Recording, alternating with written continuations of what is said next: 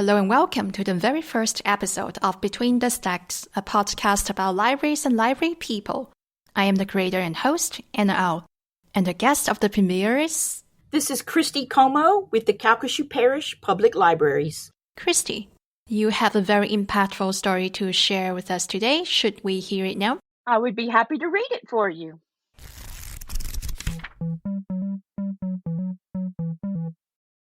August 26th, 2020.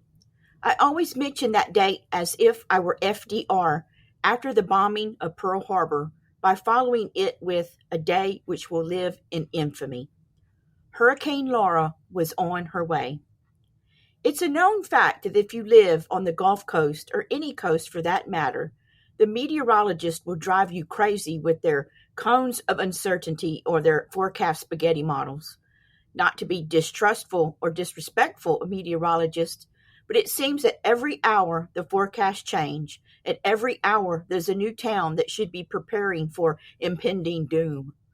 While I can't speak for other towns and families, the town talk turns into speculation and stubbornness, wondering why the news outlets always want the storm to hit a big city. It seems that we become our own backyard meteorologists. Everyone here in my hometown still remembers Hurricane Audrey. Audrey came through in 1957 and killed 416 people here in southwest Louisiana. The older generation who endured the storm seem to shudder when it's brought up in conversation. They also now possess some sort of psychic ability about forecasts and other hurricanes. It's like they can see signs that the younger generation can't just yet, and they know when a storm is coming. I don't know how they do it, but they just know. So while Hurricane Laura's forecasts leaned to the right and then to the left, they just had that feeling in their bones that Hurricane Laura was coming this way. And sure enough, their feelings were correct. Back in 2005, I experienced my first hurricane. That was Hurricane Rita. So now, with the impending arrival of Hurricane Laura, I was nervous and worried, with that odd sense of adrenaline bursting through my veins. I knew what I needed to do, not only to secure myself and my homestead, but also what I needed to do to secure my friends and family. While news reports love to mention that we, meaning Southwest Louisiana, dodged a bullet with Hurricane Laura, from here on ground zero, I'm still looking around to see just what exactly we dodged.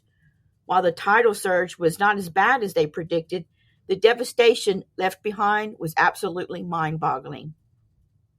Instead of evacuating like we did for Rita, we decided to ride Hurricane Laura out at my parents' house. They had no desire to leave, and I wasn't about to let them out of my sight. We had prepared as usual, plenty of canned goods, water, gasoline, and a good generator. We had all of our pets and irreplaceable items packed tightly in closets, under stairs, and even more. If you've never rode out a hurricane, allow me to explain. It's an odd feeling. It's not like a thunderstorm that just simply passes through. As you know, thunderstorms, for the most part, come in quick and then end quick. But hurricanes are completely different. They tend to creep. It starts out as a nice breeze with a few sprinkles of rain. Then it stops and the sun comes out for a little bit, and then it clouds up again and rains. But with each passing rain band, the rain gets a little heavier and the winds get a little stronger. And then as the squalls start to come in, your body starts to tense up even more and more.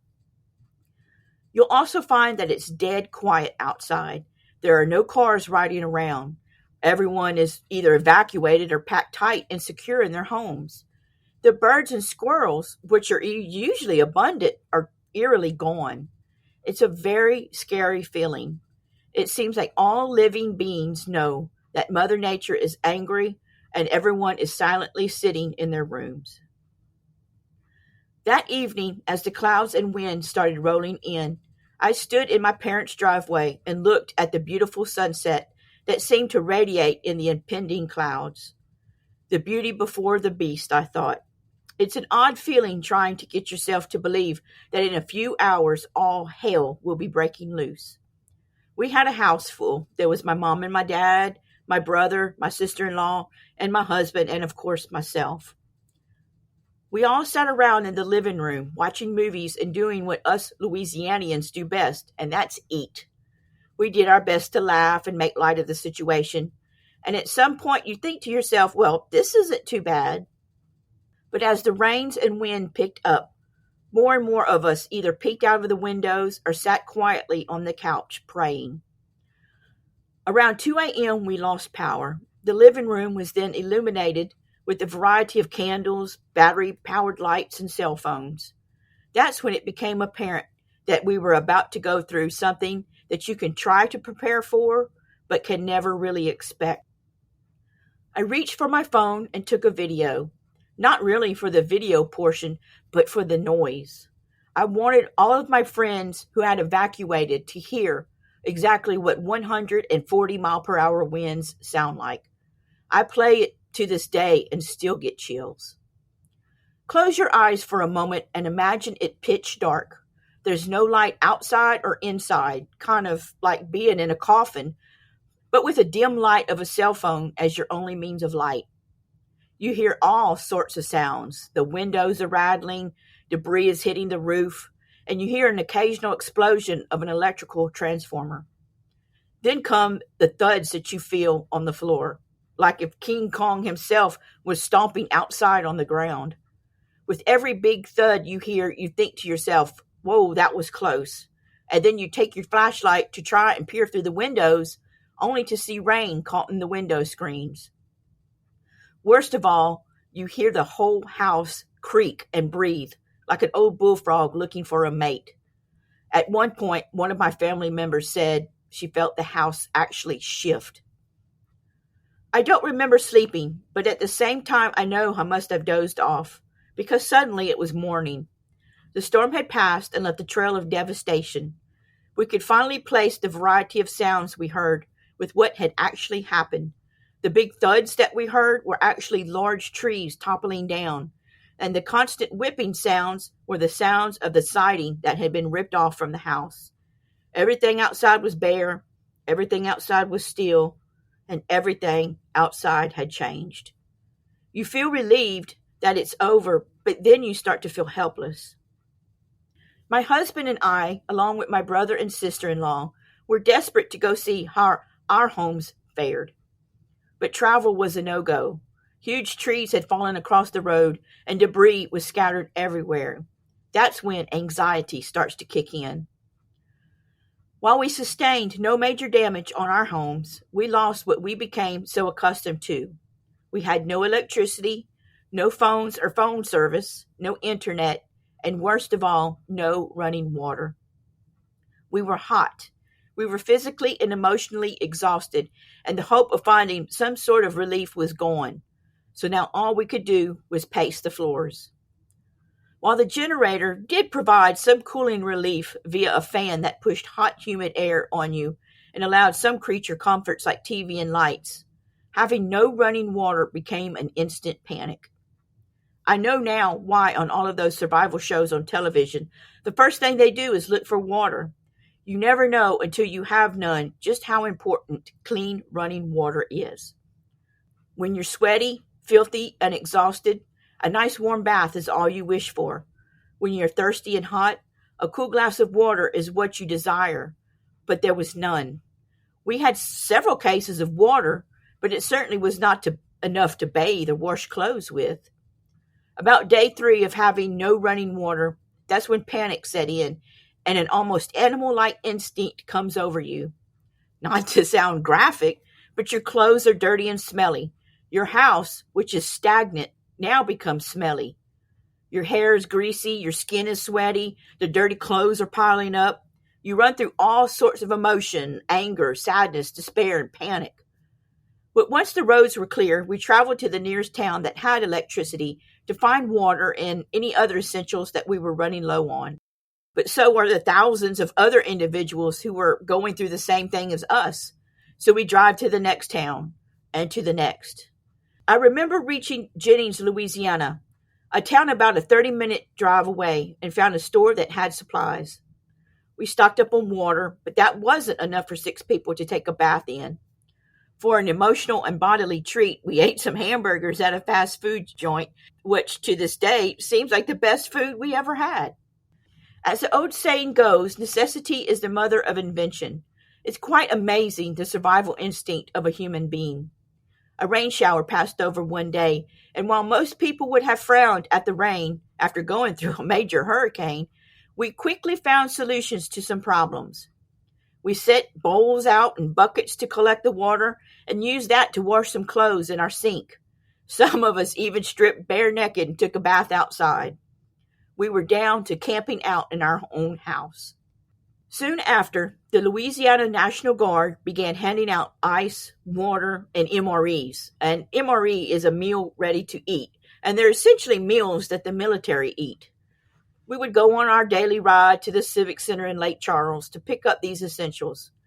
I really hope that those young men and women know how much of a light and how important they were to us. And really, that's where this story leads to. You know, I've always been proud to be from Louisiana. We're the party state, or at least that's what everyone thinks. But there's so much more to Louisiana than drive-through daiquiri shops and Mardi Gras. We are a resilient people. We are a kind people. Our big hearts surpass our big pots for cooking in. We help each other and never really ask for anything in return. We cook a big meal and make sure everyone has a place at the table and a Tupperware container full of food to take home. And in disasters like this, that's when we really shine. Complete strangers begin grabbing their chainsaws to clear someone's road. Neighbors start helping each other to clean up their yards. It's that community ideology that makes me love the state I live in. More later than sooner, power was restored. Warm baths were taken in the nice breeze of central air and heat, and the whir of the dishwasher was muffled out from the noise of the TV. It seemed that life was getting back to some sort of normalcy. But still, when you would drive around town, you saw families living in tents in their own yards because their house was destroyed, and businesses were still unable to open due to the damage. You had a bright light in your home, but once you left your home, the reality of what took place was immediately brought back into memory. People were still aching and hurting. Neighbors were still sifting through what used to be their home to find some sense of normalcy. Some families had nothing, their homes completely washed away, and all that was left was what they had carried with them. Approximately a month after the storm, our library system opened. While some services weren't completely available, we tried to offer as much support as possible to our communities, even if it was just an air-conditioned place to sit and somebody to talk to. We had computers readily available for families to use to contact their loved ones or even their insurance company. It also gave children who may have been too young to understand why their parents were so upset a place where they could find some happiness and sunshine in a world that had suddenly turned so sad and cloudy. And like a phoenix rising from the ashes, the library received an incredible offer via an email all the way from Minnesota. Shaletta Brundridge, a Minnesota author who had family ties here in Lake Charles, wanted to have a book giveaway for the children who had to endure Hurricane Laura. Shaletta herself had just lost 5 of her family members here in Lake Charles due to Hurricane Laura. It seems her family was sleeping with a generator running in the open garage when the storm blew the garage door shut, and that sent toxic fumes seeping into their home. She immediately knew that she had to turn her grief into kindness and decided to give back to the community with a book giveaway. As a mother of 4 children, 3 of whom have autism, she didn't want the children of Southwest Louisiana to be forgotten. Shaletta mentioned here at the library, "I wanted to go down and grieve for my family's loss. I wanted to visit their grave sites, but I could clearly hear my deceased aunt's voice saying, 'Don't go down to Lake Charles and grieve. Go down there and give.'" You know, Shaletta is just one of those types of individuals who instantly make you feel better. It seems she radiates kindness. And just like that, Shaletta loaded up her family in an RV packed with 2,000 copies of her book and headed to Lake Charles. And it wasn't just her book entitled